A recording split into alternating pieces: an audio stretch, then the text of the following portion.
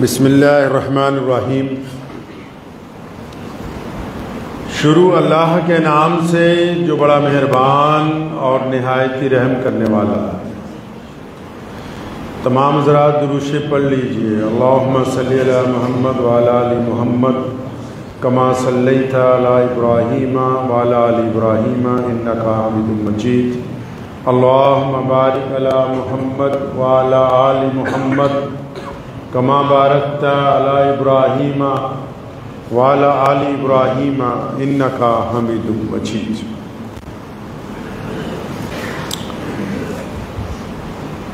حج کے مبارک دن جو ہیں آج کل چل رہے ہیں اور عید قرباں بالکل قریب ہے۔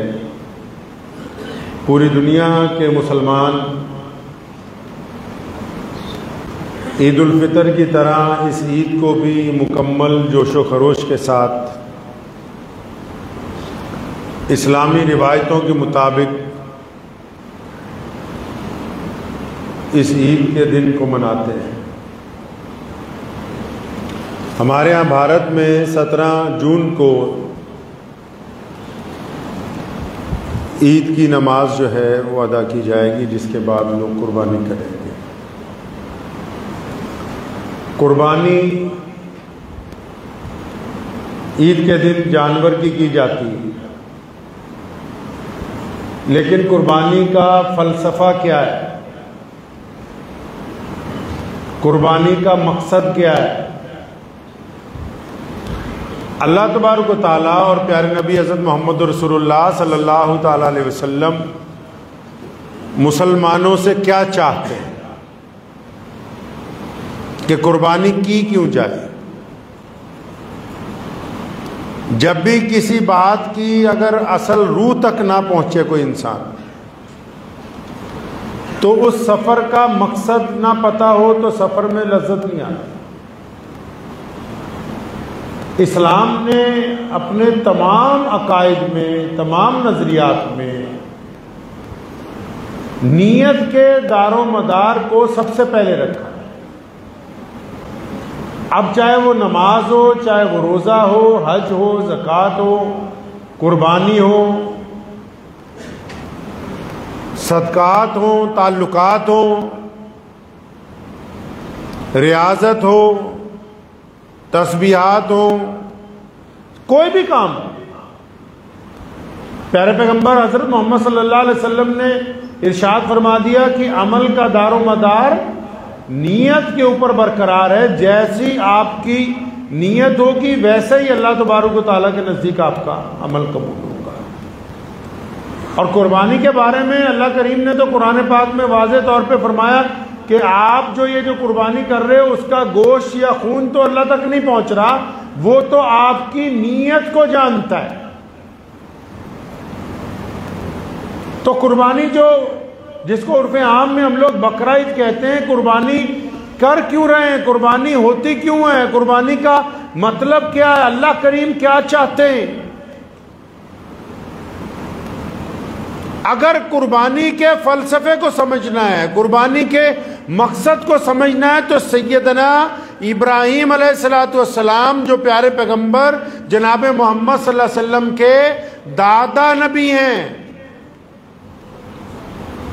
ان کا وہ واقعہ جب وہ اپنے بیٹے کو اللہ کے راستے میں قربان کرنے کے لیے لے کے جا رہے ہیں، تو وہ صرف محض ایک واقعہ نہیں ہے، ایک قصہ نہیں ہے سنانے کے لیے، اس میں ہر ایک قدم کے اوپر امت کے لیے ایک پیغام ہے۔ سیدنا ابراہیم علیہ السلام کو خواب آیا کہ وہ اللہ کے راستے میں اپنا بیٹا قربان کر رہے ہیں، اور اس دور میں نبیوں کے خواب وحی کا درجہ رکھتے تھے، تو انہوں نے بالکل ارادہ کیا کہ ہاں میرے دوست نے کہا ہے، اللہ تعالیٰ نے ابراہیم علیہ السلام کو اپنا دوست کہا نا، تو دوست ایسے ہی تو نہیں کوئی کسی کا بن جاتا۔ دنیا میں جو درجہ بندی کی گئی رشتہ داری کی، تعلقات کی جو درجہ بندی کی گئی، کسی نے سیدنا مولا علی رضی اللہ تعالیٰ عنہ کو پوچھا تھا نا کہ یہ بتائیے کہ یہ خونی رشتے زیادہ قیمتی ہوتے ہیں کہ دوست زیادہ قیمتی ہوتا ہے، بھائی زیادہ قیمتی ہوتے ہیں کہ یار زیادہ قیمتی ہوتے ہیں؟ تو انہوں نے فرمایا کہ بھائی جو ہیں وہ سونا ہے، دوست جو ہے وہ ہیرے کی طرح ہیں۔ تو فرمایا وہ کیسے؟ فرمایا اگر جو خونی رشتے ہیں یہ ٹوٹ جاتے ہیں پھر جڑ جاتے ہیں، سونے کو جتنا مرضی پگھلاؤ جڑ جائے گا، لیکن دوستی اتنی قیمتی شے ہے ہیرے کی طرح، اگر یہ ایک دفعہ ٹوٹ جائے تو اس کا کوئی نعم البدل نہیں ہے، اس کا کوئی بدلہ نہیں ہے۔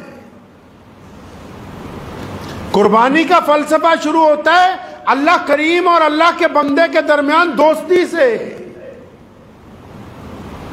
یہ جو ہم قربانی کر رہے ہیں یہ تو اس دوستی کی علامت کو زندہ رکھ رہے ہیں کہ ہاں ہم اس بات کو دہرائیں گے، شیطان کو جو پتھر مار رہے ہیں آج حاجی، وہاں شیطان موجود تھوڑی ہے، یا وہ پتھر شیطان کو تھوڑی لگ رہے ہیں، بلکہ ابراہیم علیہ السلام کی یادگار کو دہرا رہے ہیں کہ ہمارے رب جس طرح ابراہیم علیہ السلام نے شیطان کو پتھر مار کے اس بات کا اعلان کیا تھا کہ میں تیری بات نہیں مانتا ہوں، میں اپنے رب کی بات مانتا ہوں، آج ہم بھی اس جگہ پہ آ کے اس بات کا اعلان کرتے ہیں کہ ہمارے رب ہم آپ کی بات مانیں گے، آج کے شیطان کی بات نہیں مانیں گے۔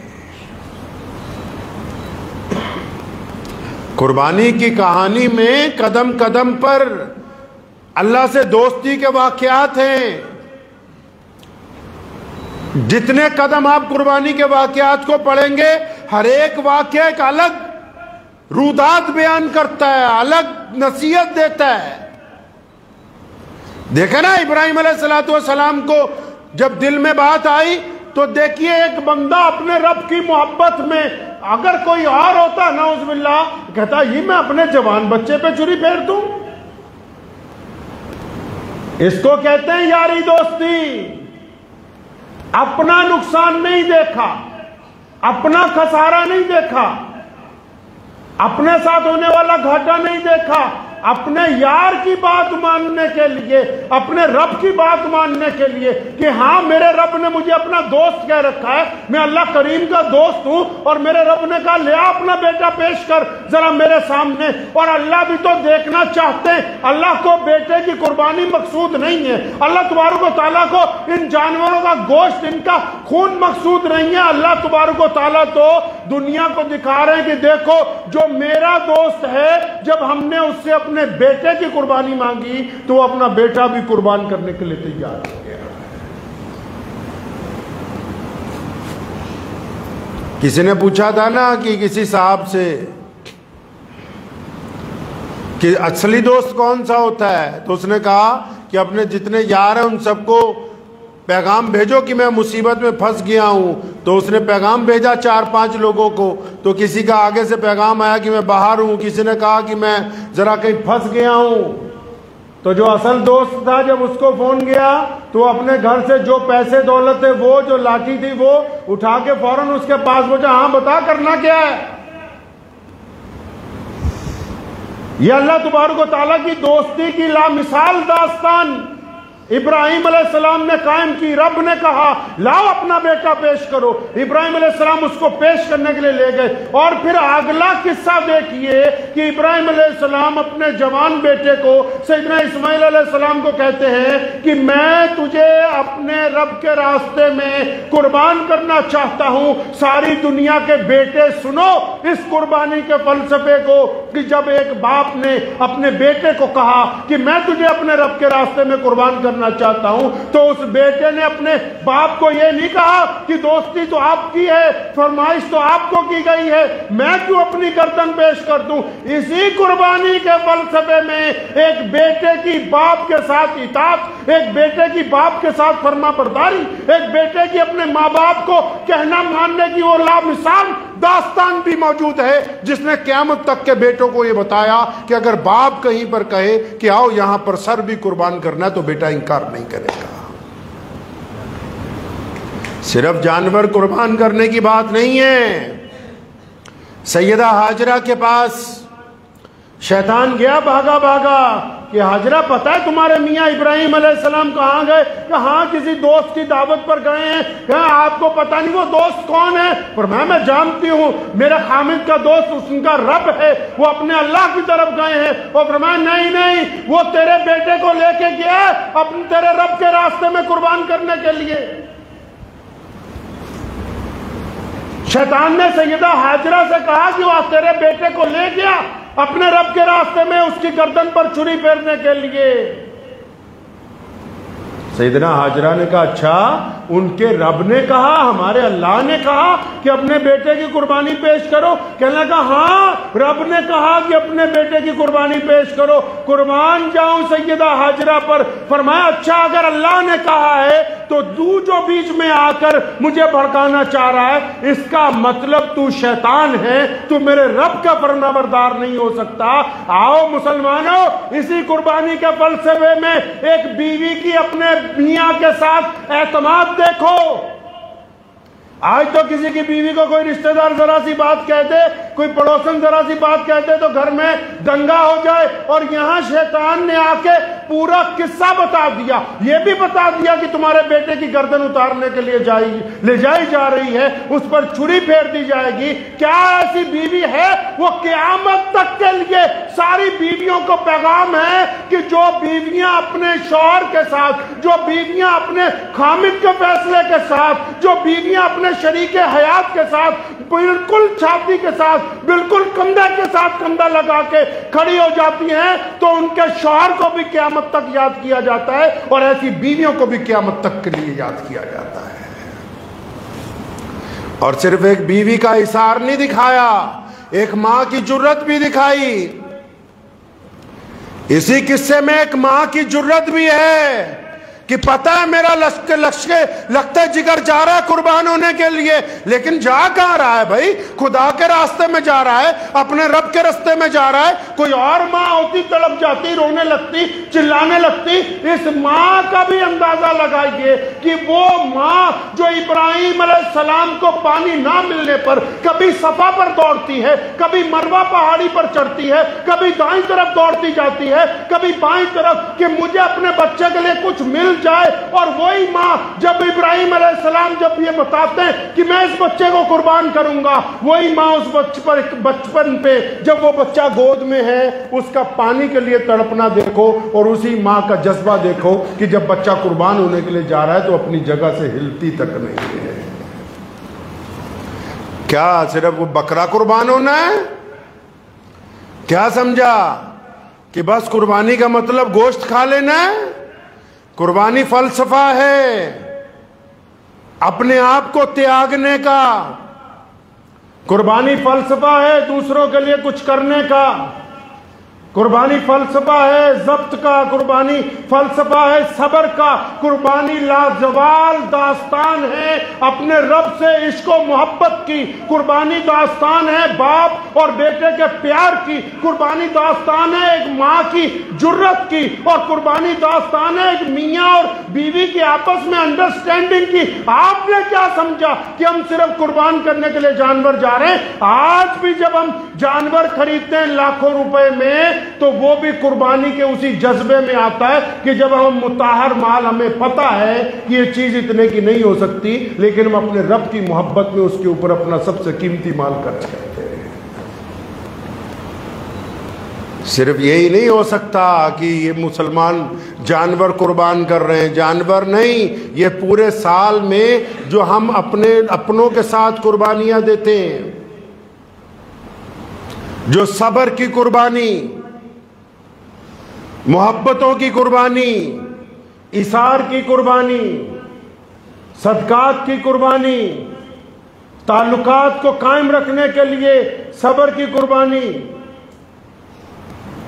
دوسرے کی مدد کرنے کے لیے خود رک جانا اور دوسرے کو آگے بڑھانے کی قربانی، یہ قربانی کا فلسفہ ہی تو ہے جب اس ملک کی جنگ آزادی کی لڑائی لڑی جا رہی تھی تو جب انگریز نے بھارت کے اوپر قبضہ کیا تو پہلی صف میں آؤ جلیاں والے باغ کی جا کے لسٹ اٹھاؤ، آؤ جو وہاں پر دلی میں انڈیا گیٹ بنا ہوا اس پر شہیدوں کے نام پڑھو، جاؤ قصہ خانی بازار پشاور میں جہاں 1000 پٹھانوں نے اپنی چھاتی پر گولیاں کھائیں، یہ اسلام کا فلسفہ قربانی تھا جس نے اپنے ملک کے لیے بھی لازوال قربانی پیش کی اور انگریز کے گھٹنے ٹیک دیے۔ تبھی ولبھ بھائی پٹیل نے لکھا تھا قصہ خانی بازار کے رپورٹ کے اندر کہ مسلمانوں کی اس دیش کے لیے قربانیوں نے باقی ساری قوموں کو پیچھے چھوڑ دیا۔ یہ جذبہ ہمارے دین نے عطا فرمایا کہ قربانی کا جذبہ ہمارے اندر موجود ہے۔ یہ قربانی کا ہی تو جذبہ ہے کہ دنیا بھر میں بے شمار سازشوں کے باوجود اسلام اپنی برق رفتاری کے ساتھ آگے۔ یہ وہ قربانی تو ہے جو پیارے محمد صلی اللہ تعالی علیہ وسلم نے جس کی اعلیٰ روایتیں قائم کی، سیدنا ابراہیم علیہ السلام کی سنت کو قائم کیا۔ یہ وہ لازوال داستان ہے جس کو قیامت تک کے لیے بھلایا نہیں جا سکتا۔ آج تو بہت سارے لوگوں نے سمجھا کہ شاید قربانی کرنا تو بس جانور ذبح کرنا تو محمد الرسول اللہ کی سنت ہے۔ وہ سنت اس لیے قائم کی گئی تاکہ قیامت تک آپ کو یہ فلسفہ یاد رہے، قیامت تک آپ کو یہ فلسفہ یاد رہے کہ قربانی ہم دیتے کیوں ہیں، قربانی کا مقصد کیا ہے۔ ایک بندہ اپنے عزیز و اقارب کے ساتھ قربانی نہیں دیتا، ایک بندہ اپنی بہن کا حق نہیں دیتا، ایک بندہ اپنے ملازموں کی تنخواہ وقت پر نہیں دیتا، ایک بندہ دوسرے سے ٹھگی مارتا ہے، ایک بندہ کسی کی زمین پر قبضہ کر کے رکھتا ہے، ایک بندہ پڑوسیوں کے اوپر لگاتار ظلم کرتا ہے، ایک بندہ غریبوں کو گالی دیتا ہے، پھر وہ 1 لاکھ کا بکرا خرید کے کہے کہ میں قربانی کر رہا ہوں۔ یہ بدبخت قربانی نہیں کر رہا، یہ صرف دکھاوا کرنا چاہتا ہے، اور اللہ تبارک و تعالیٰ کو ایسا دکھاوا پسند نہیں ہے۔ اللہ کو ایسا دکھاوا پسند نہیں۔ اللہ تبارک و تعالیٰ تو نیتوں کو جانتے ہیں۔ جب اپنے رب کے راستے میں قربانی کی جاتی ہے نا تو سب سے پہلا قربانی کا فلسفہ تو یہ ہے کہ ہماری قربانی سے کسی کو تکلیف نہ ہو۔ کیا لوگ تو صرف محلے میں پڑوسیوں کو بتانے کے لیے کہ بھائی ہم تو 2.5 لاکھ کا جانور خرید کے لائیں، تو تمہاری نیت تو بس اتنی ہے کہ لوگ کہیں واہ واہ میاں صاحب نے تو بڑا مہنگا جانور خریدا، تو بس پھر قربانی کا فلسفہ تمہارے نزدیک اتنا ہی تھا کہ تم چاہتے تھے کہ بس محلے والے میری تعریف کریں، ہو گئی تمہاری قربانی اسی فلسفے کے تحت ہو گئی۔ اللہ تبارک و تعالیٰ تو نیت کو جانتا ہے۔ آپ گوشت تقسیم کر رہے ہیں، رب تک تو نہیں جا رہا۔ آپ جو کچھ کر رہے ہیں عید والے دن اللہ تبارک و تعالیٰ کو تو اس سے کوئی نفع نقصان نہیں۔ اللہ تبارک و تعالیٰ تو اپنے بندے کی نیت کو دیکھتا ہے۔ کئی لوگ قربانی کرتے ہیں، اپنے ہی فریج بھر لیتے ہیں، اللہ تعالیٰ تمہاری نیت کو دیکھتا ہے کہ یہ جو قیمتی کھانا آج کے دن تیار کیا گیا یہ اب غریبوں تک بھی پہنچ رہا ہے کہ نہیں، یہ موجود جو مستحق لوگ ہیں ان تک بھی پہنچا رہا ہے کہ نہیں، کہ ساری کی ساری قربانی اپنے گھر میں ہی کر رکھ لی، اپنے پاس ہی جمع کر لی کہ نہیں اب اوروں کو دینے کی ضرورت نہیں ہے۔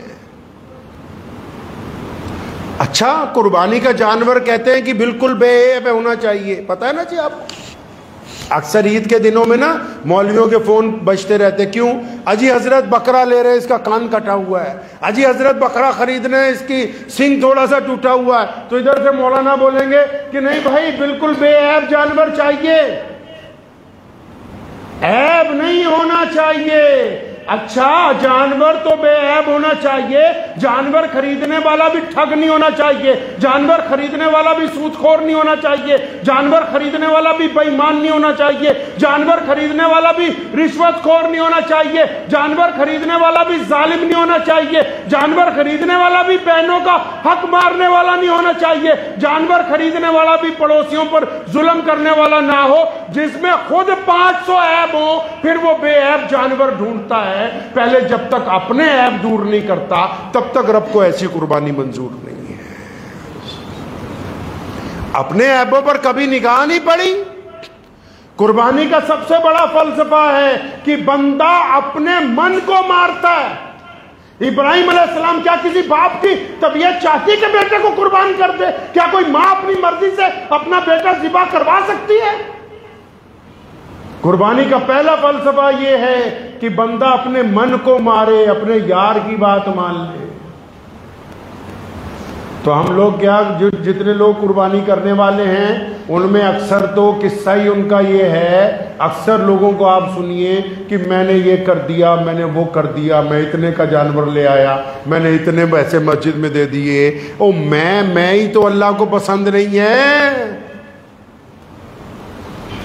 اللہ تعالیٰ کو میں ہی تو پسند نہیں۔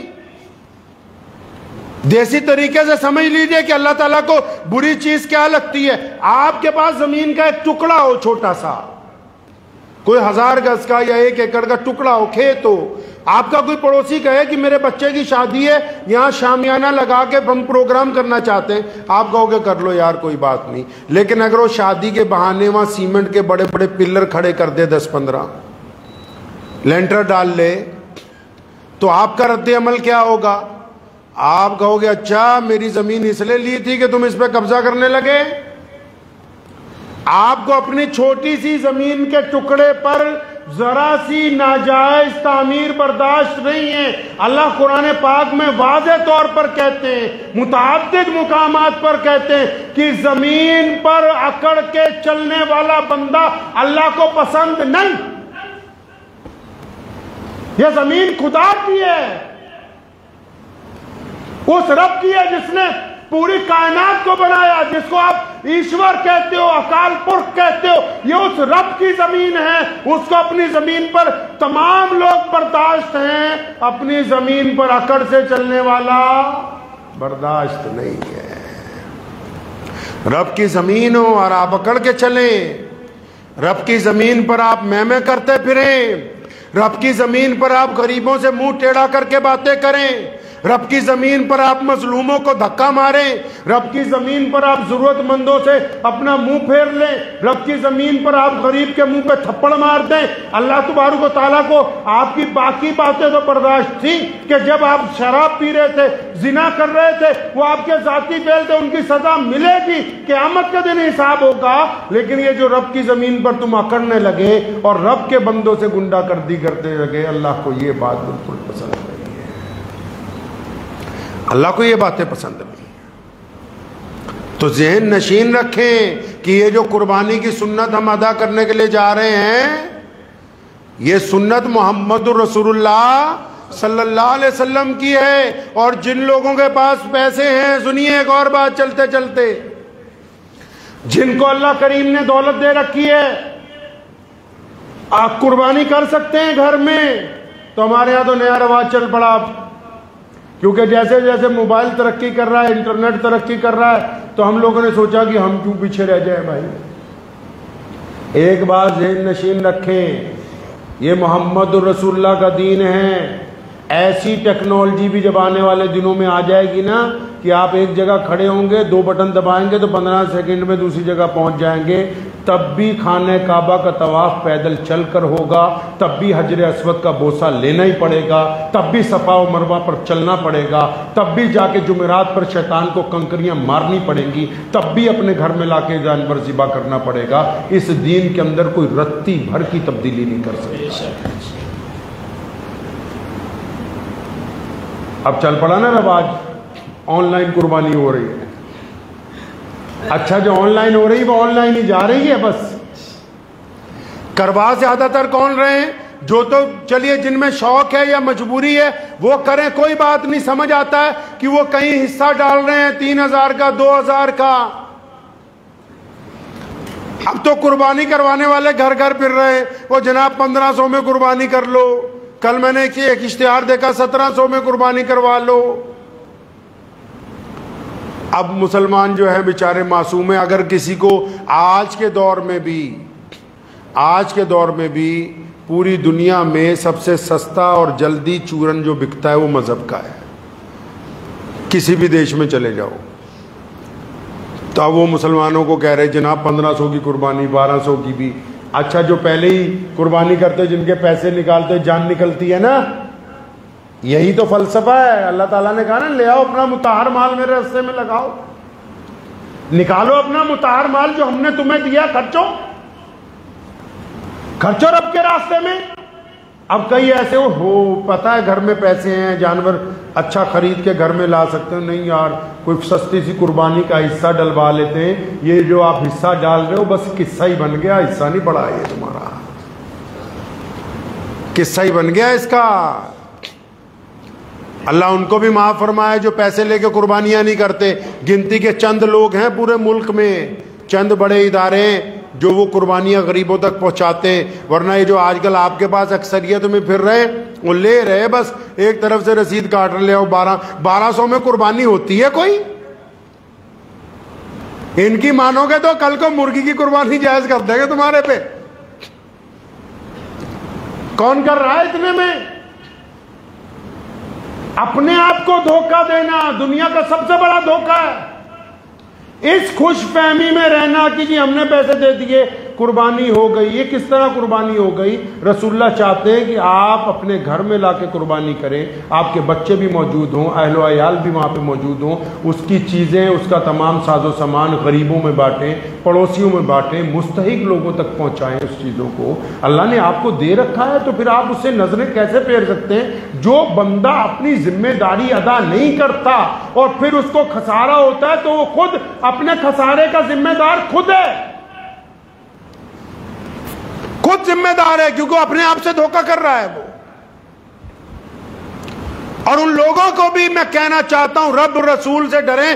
آج کل تو ہول سیل میں ایسے لوگ موجود ہیں جو مساجد اور مدارس کے نام پر صرف ڈاکہ ڈالنے کا جنہوں نے کاروبار شروع کیا، انہوں نے رب اور رسول کے نام پر لوگوں پہ ڈاکہ مارنے کا کام شروع کیا۔ کم از کم اگر آپ کے پاس کچھ دین کی دولت موجود ہے تو ان لوگوں کا عبرتناک انجام پڑھ لو جنہوں نے دین کے اندر خیانت کرنے کی کوشش کی۔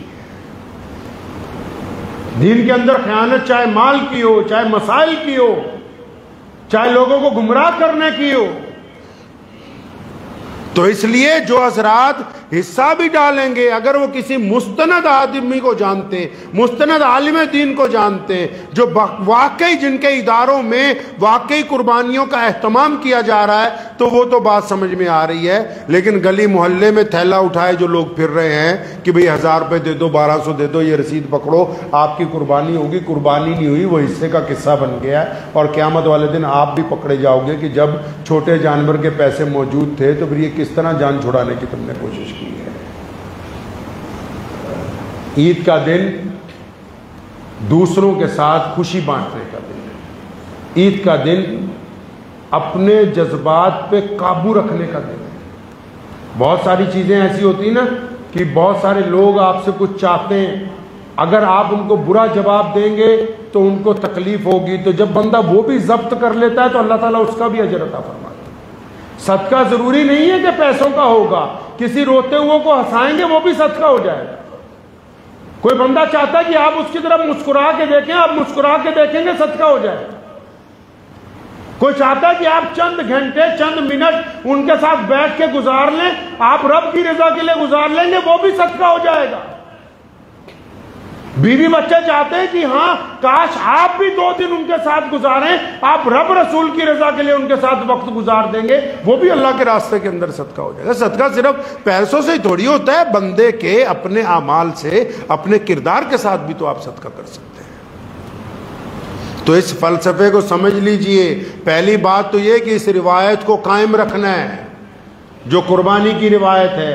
قربانی ہم اس لیے دیتے ہیں تاکہ ہم قربانی کے فلسفے کو یاد رکھیں، اور صرف یہ دنیاوی طور پر بھی اگر آئیں گے تو اس قربانی سے ایسے لاکھوں خاندان ہیں، کیونکہ جب قربانی کے دن آتے ہیں نا، یہ جو خرید و فروخت ہوتی ہے جانوروں کی، اس میں کوئی بڑی کمپنیاں نہیں ہوتی، غریب گھروں کے لوگ ہوتے ہیں جو سارا سال جانور اس امید پر پالتے ہیں کہ ہم اپنی بیٹی کی شادی کر دیں گے، ہم اپنے گھر کی چھت ڈال لیں گے، کیوں اس امید پر ہوتے ہیں کہ چلو عید آئے گی تو یہ جو ہماری چیز ہے اتنی رقم میں بک جائے گی تو ہمارا فلاں کام اس سال کا ہو جائے گا۔ اگر دنیاوی لحاظ سے بھی دیکھیں گے تو لاکھوں کروڑوں غریب خاندانوں کی جو زندگی ہے اس قربانی کی عید کے ساتھ ساتھ وہ پٹری کے اوپر آ جاتی ہے۔ تو بالکل جن لوگوں کو اللہ تبارک و تعالیٰ نے استطاعت دی ہے وہ اس عید کے دن قربانی کریں، اور ان کے جو عزیز و اقارب، جو یار دوست یا پڑوسی جو مستحق ہیں، جن کے ہاں قربانی نہیں ہوتی، یہ جو آپ نے گوشت تقسیم کرنے کا طریقہ فارمولہ سمجھا ہے نا، جدہ ہندہ رشتہ داری چ پاجی گئی تے پاجی آئی، یہ جو آپ نے طریقہ نکالا ہے یہ غلط ہے۔ ان تک پہنچائیں جن کے یہاں پہنچا ہی نہیں۔ آپ کن کو پہنچا رہے ہو؟ اچھا خالہ کو بھیجا، خالہ پوچھ رہی اچھا پھوپھا جی کو بھیج دیا، اللہ کے بندے آپس میں لین دین کر رہے ہو۔ جو قریب میں پڑوسی ہیں، جو مستحق ہیں، ان کی بات ہی نہیں کر رہے۔ جن غریبوں کو آپ جانتے ہو ان کی بات ہی نہیں کر رہے۔ ہاں جی فلاں فلاں رشتہ دار کو ہم نے بھیجنا، انہوں نے آپ کو واپس، یہ نہیں، یہ طریقہ غلط ہے، شریعت نے اس کی اجازت نہیں دی ہے۔ قربانی کا گوشت مستحق لوگوں تک پہنچنا چاہیے، اور ان مستحق لوگوں تک پہلے جن کو آپ ذاتی طور پر جانتے ہیں۔ تو دعا بھی کیجئے اللہ تبارک و تعالی ان باتوں کے اوپر مجھے بھی اور آپ سب کو عمل کرنے کی توفیق عطا فرمائے۔ وآخر دعوانا الحمدللہ رب العالمین۔ عید الاضحیٰ کی نماز جو ہے لدھیانہ کی اس تاریخی جامع مسجد میں صبح 8:45 پر ادا کی جائے گی انشاءاللہ۔ تمام حضرات نوٹ کر لیں، اپنے گروپ میں بھی ڈال دیں کہ عید کی نماز صبح 8:45 پر ادا کی جائے گی، اور مسجد احرار جو براؤن روڈ پر ہے، مسجد احرار جو آج سے 5-7 سال پہلے نہیں بنائی گئی، براؤن روڈ پر جو مسجد احرار ہے، تو وہاں اس لیے کہ جن لوگوں نے قربانی کرنی ہوتی ہے تو ان کو صبح صبح کیونکہ نماز پڑھ کے جا کے قربانی کرنی ہے، تو مسجد احرار براؤن روڈ پر صبح کو 6:40 پر نماز کھڑی ہو جائے گی۔